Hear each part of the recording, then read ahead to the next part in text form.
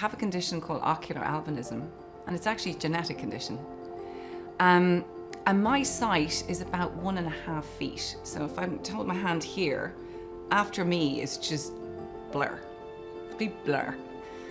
And yet I look so able to see. I guess my parents didn't know what to do with it. So I was brought up as a sighted child.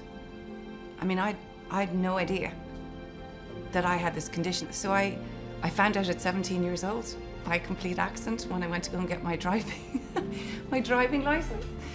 And it was only when I was with Accenture as a management consultant, when I was 28 years old, I hadn't even told them that I finally came out of the disability closet.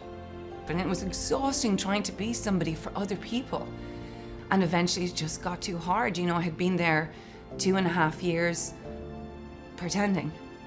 I just stopped liking who I was. Because if you're pretending you're somebody else, it just takes energy, and eventually you don't trust yourself anymore.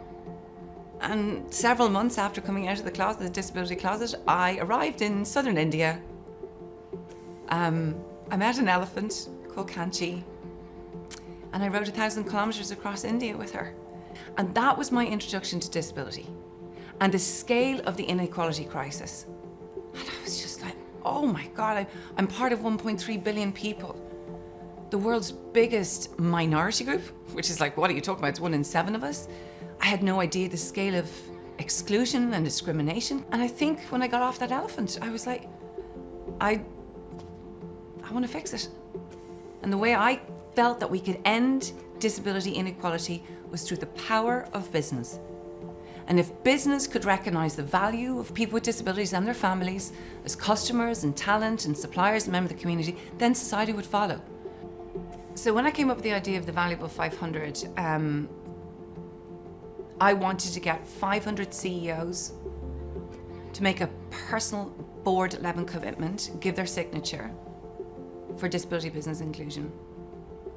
I wanted to get 500 of them because that would create a collective mass, a tipping point for change. You have a CEO who is willing to go the long mile. And the reason I joined this Sanofi board was because of him, because of that attitude going, okay, I actually don't know how to do this.